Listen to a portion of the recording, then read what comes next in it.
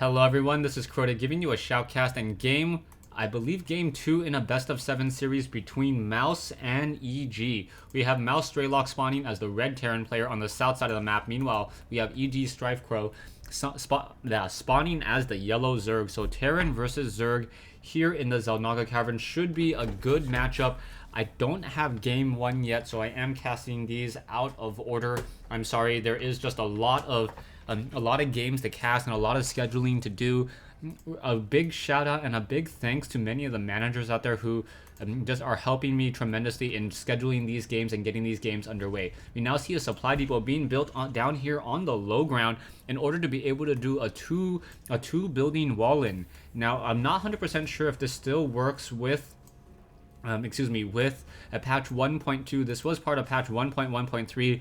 I'm sure many of the ramps were redesigned so that 2x2 buildings are unable to block any ramps anymore, but I believe a 2x3 building should still be able to block it. So we'll see if I'll have to see a little bit later and get back to you guys on that. Meanwhile, down over here we now see an overlord slowly making itself making its way across the map, and will be able to park itself perhaps over here by the Xel'Naga Watchtower, and then eventually do a little bit of scouting here. Now, we do see a refinery currently coming in from Strelok, so Strelok looking to do a standard opening, nothing too sneaky. Meanwhile, we see a hatchery being placed down by StrifeCro. So StrifeCro doing a very, very fast expand. I believe that was a 15 hatchery. It should be followed up with a 14 spawning pool in just a second, and what that will allow him to do is get a strong economy going. He will get up to 3 drones or 3 larvae in just a second, and then start trying to pump out those drones, making sure to stay on top of his larva production.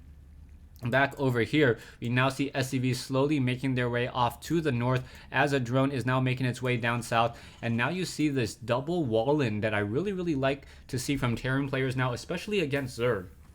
What this allows a Terran player to do is it allows a Terran player to double wall in and then perhaps soak up a lot of the damage that would normally be done by banelings. We do see one drone now barely able to escape away from the Marine. The Marine is not going to be able to catch up to that drone. The drone does walk a little bit more quickly, and now wandering around back over here, this Marine is not going to be able to see it. And now the Overlord is just going to simply park itself in the center of this chasm here with no traversable terrain, and the Overlord will be able to just sit there very comfortably. A drone now still walking around here. We now see a factory coming into play. So Strelok going into a factory, no additional Vespene Geyser, no refinery on the second Vespene Geyser just quite yet. So he may be going for a command center and then trying to do a fast expand of his own. Yes, there's that command center there, as this one Marine was able to scout out this hatchery. The Marine, however, I do not believe got any real kills, so wasn't even able to pull its worth and kill 450 minerals. So now those Zerglings now making their way down across the map, taking a look at the units, 15 drones compared to 19. So Strelok has a little bit of an advantage, and we don't see any power droning just quite yet. More SCVs now still being trained, Hellions now being trained as well, as those Zerglings may be able to get a lot of damage onto these Marines, and that is going to be a problem, especially as those Zerglings are starting to peck apart at this one supply depot. Down comes a Hellion. Hellion able to greet those Zerglings very easily, and now trying to pull back, and now I'm raising that supply depot once again so that Hellion with that faster movement speed may be able to get a lot of damage off, and now already getting 3 Zergling kills. So very early Hellion able to stop the pressure from those Zerglings. Zergling's not going to be able to do all too much as this Hellion is now moving out to do some scouting, but it will be countered by roaches. Roaches will be swarming out in just a moment. 6 roaches, 7 roaches will be swarming out, and those roaches are going to make a very short work of that one Hellion. The Hellion stopping to try to deal some damage, not going to be able to really deal all too much. The Hellion just trying to use that long range of that pre-igniter or the infernal flamethrower, but not going to be able to deal that much damage. The Hellion needs to try to get out of there, but I believe the roach will be able to cut it off, and down it goes. Back over here, 2 Zerglings still hiding as more roaches now come in to try to put pressure on that front door. Perfect timing. Strelok will be getting 1 siege tank, and with 1 siege tank with a range of 7, he should be able to just push back and deal a lot of damage towards those roaches. The roaches may try to get a little bit closer and deal damage, but as soon as 1 siege tank comes out, that siege tank has such a fast attack speed. almost twice as fast as a Roach. It should be able to deal a lot of damage. However, the Roach is now trying to come in, trying to snipe down this Tech Lab. The Tech Lab, as it's being built, it should just probably get canceled at this point, as the Siege Tank still out of combat range. I believe if the SCV actually moved away, it would actually be able to deal damage, and now that Siege Tank in trouble, needs to get back up that ramp, and oh, surviving at just 10 hit points.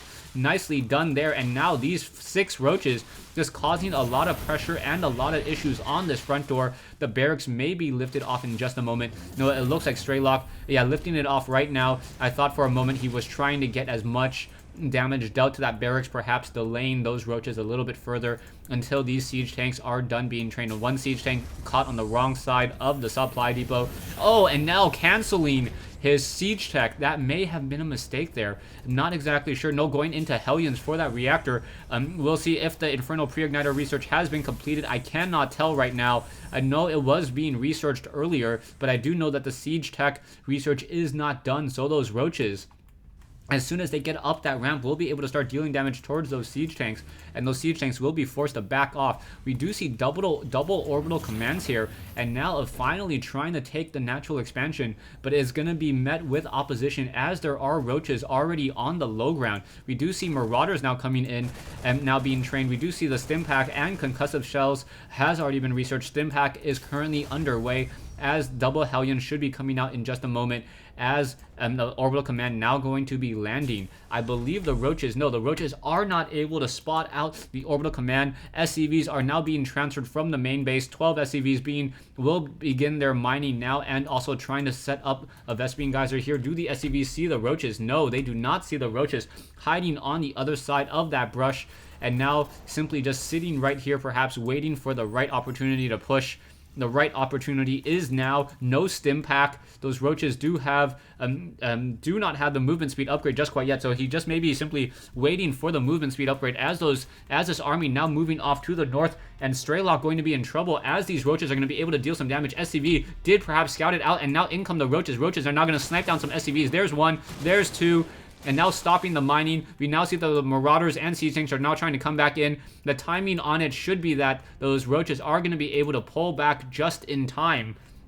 And now, where is the Hellions? No Hellions being trained, so that was a really weird play. Oh, sorry, double Hellions now being trained. Those Hellions do not have the Infernal Pre-Igniter research, so they're not going to be able to deal that much damage. Really needs a third Hellion in order to capitalize on the damage onto those drones. Queen now coming in as well. Zerglings now on creep will be able to give chase, and those Hellions decide to back off. Zerglings and Roaches hiding off over here as the Hellions now return back home. A metabolic boost nearing completion, so those Zerglings going to have that additional movement speed. And Hellions perhaps going to try to clean up that one Zergling. No, not even bothering with it. Now finally bothering with it, and now Roaches coming in once again. Siege tanks are not in siege mode. Siege tech wasn't completed, so this is the perfect opportunity for StrifeCro to attack. Those siege tanks will not be able to blast apart those Hellions nearly as much. Hellions now trying to come in, trying to deal damage, and the Zerg army once again is just deciding to hold position and waiting until they get massive numbers. There is a Thor now operational down over here as well, so Mutalisk would even have a difficult time trying to break this. However, I do not see that many any Mutalisk in the air as the Roaches and Zerglings now trying to come in. There are a lot of Marauders, and those Roaches just trying to push in SCVs coming off the mineral line, and Strelok easily defends this attack. And now that he has siege tech, 2 to 4 siege tanks should be enough to soften up this Roach army for the Marines and the Marauders to finish them off relatively easily. Another hatchery being laid down by StrifeCro, so StrifeCro will be able to increase his larva production while getting another expansion here. So StrifeCro now transitioning into the late game, trying to establish 2 additional bases. This base should be established in just a moment. Now Creep Tumor still being laid down, as well as there is missile turrets also being placed down in getting ready for those Mutalisks. We now have a Spire currently being built. It will be a little bit of time before the Spire comes online. We also have a Baneling nest coming into play, so Banelings will be coming out in mass, perhaps to try to melt those Marines and any of those Hellions. Strelok does have the combat shield and Stim Pack on those units, as the Hellions quickly check out the hatchery over here, notices that it is not done, knows that there are no drones to Roach just quite yet, and now these backdoor rocks leading into the 3rd base has been established, allowing these Roaches to get into that combat very, very easily. army-wise. 3,500 for Strelok. Meanwhile, only 1,750 for StrifeCro. So StrifeCro is in a little bit of trouble. And Strelok also has a stronger economy going into this. And now with this massive army coming in from Strelok with Marines, Marauders, Hellions, and Siege Tanks, should be able to just simply demolish this expansion with little to no issue. However, there are SCVs simply running into the base over here, doing a lot of damage towards the mineral line, and now Strelok did lose a little bit of his harvesters down to 39. This hatchery will get taken down, and broodlings quickly coming out. And now a little bit of a trade. One completed hatchery for many SCVs over here. Also a lot of damage being dealt across multiple SCVs. Strelok finally transitioning some of those SCVs back onto gas, as he needs more gas in order to train up more of these mech units and those marauders as well. One siege tank, he may be stuck right there, and now SCVs being transferred over. A lot of supply depots here, limiting the amount of run-ins that a lot of Zerglings can do along this backside. We also see Mutalisks and now the movement upgrade for those Banelings. Those Banelings, currently 12 Banelings, will be able to deal a lot of damage. However, I haven't seen any serious upgrades come in from StrifeCro, and that's going to be a problem, especially as the Marauders and Marines are now starting to get that 2-0 upgrade. That level 2 weapons upgrade greatly increases the effectiveness of those Marines.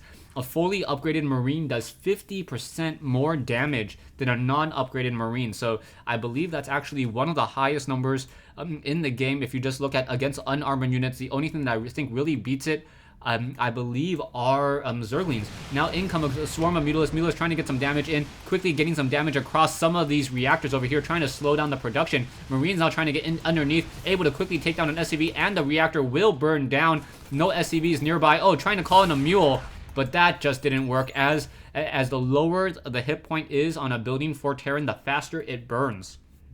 So those Mutalisks were able to take down a very time-consuming building to build. It will stop the production coming out of this barracks for 50 seconds, and also cost 50 minerals in order to build that up. Now Marines now trying to get back underneath these Mutalisks. Mutalisks, however, just hugging around this corner, making it very difficult for those Marines to even try to get underneath.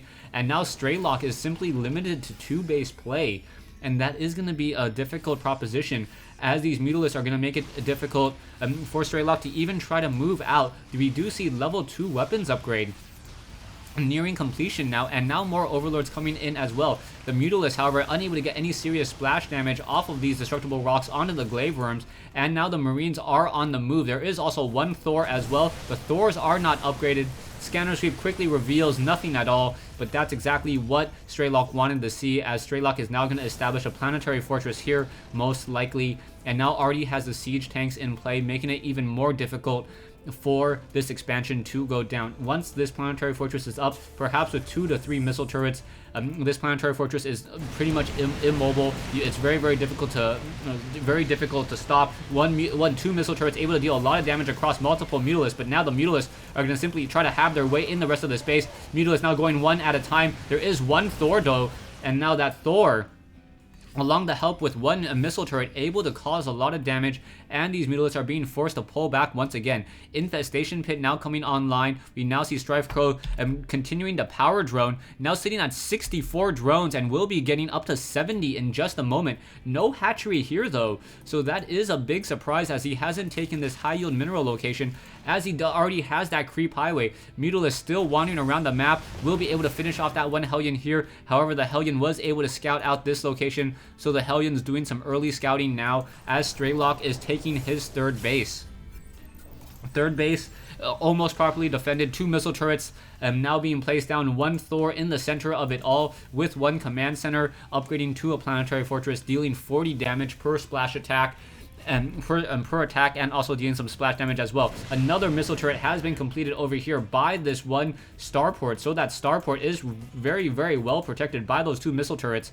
And now we're seeing the level 1 weapons upgrade coming in from the infantry. So army wise, you can see that Strelok has the advantage, and he's slowly just moving out with his units, not really trying to press all too much at this time. We now see a lot of siege tanks once again now moving out, and there's a lot of siege tanks going to be able to start blasting away at this one hatchery over here. If the Mutalisks are able to come in from the south side and perhaps pick apart that side as well. And now we do see some missile turrets here as those Zerglings swarming in from the far side. We now see one planetary fortress taking a lot of damage. Banelings simply coming in, melting away, and down goes the planetary fortress. We now see that there are Marines and Marauders trying to take down that hatchery. That hatchery will get taken down, but one expansion with no SCVs on it being traded for a planetary fortress with 2 missile turrets. And now Strelok is hurting economically speaking, as you can see the income difference between these 2 players. You can take a look at the resources lost. StrifeCro has lost a little bit more, and now as more sides are still trying to produce more units, a lot of Banelings are still trying to come in. Banelings just simply rolling past in siege tanks, however blasting a lot of damage towards those stores as well. Mutalisks coming in as well. Mutalisks finishing off some of those stores, and now it's going to be a Mutaling with some roaches and some Banelings as well. Those Banelings perhaps are going to be able to start splashing and get some damage onto these Marines. The Marines are the only thing that is keeping this army alive against those Mutalisks. There are so many Mutalisks in the air, a dozen or so, and that means that StrifeCro will once again increase his Baneling production in order to try to melt this Marine Siege Tank Marauder army. Production 26 Banelings. So yeah, 26 Banelings, only 13 food. I know it is, and I know that just sounds absolutely ridiculous. 26 Banelings, that this sheer destructive power. And now the Banelings are once again just simply ignoring the main base or the main attacking force of Strelok. Strelok now trying to move off to the north. Are they going to go down for this planetary fortress once again? No, not going to go for it, as the Mutalisks are not quite sure where to go. The Marines are once again now trying to move off to the north. I believe the Marines are trying to move off to the north. I think the Mutalisks should be able to clean up much of that, as these siege tanks are now very, very widely spread apart. Banelings, however, just simply coming in and now dying. That was a huge mistake. Oh my gosh, by StrifeCro. StrifeCro should have engaged with those Mutalisks first, did some damage towards those siege tanks. Those siege tanks were able to blast apart so many of those Banelings, and the Banelings never found their target. 6150 versus 825 now. And many of these siege tanks don't even have don't even have that much life and are still blasting away at the layer here. And now this is not looking good at all. StrifeCro, I believe, will fall to a mouse Strelok here, as those siege tanks have just taken the game here in the Xel'Naga Caverns. Yeah, there's the GG. So StrifeCro losing in this game here in the Xel'Naga Caverns. Thanks for watching. Thanks for listening. I hope you guys enjoyed this 1v1 matchup here between Mouse Strelok and EG StrifeCro in the Xel'Naga Caverns. Really, StrifeCro needed to figure out a better way to push onto these siege tanks. He had the Banelings, he had the Mutalisks. There were some Marines, but those Marines didn't. Those Marines were a little bit far away, and I think if he had engaged with those Mutalisks to try to splash damage, dance around those siege tanks, use the high mobility of those Mutalisks against the Terran player, and then force those Marines to use a lot of stim pack, then by the time the stim pack ran out, the Mutalisks should have been able to just finish off many of those siege tanks. Thanks for watching. Thanks for listening. I hope you guys enjoyed this 1v1 replay between Mouse and EG.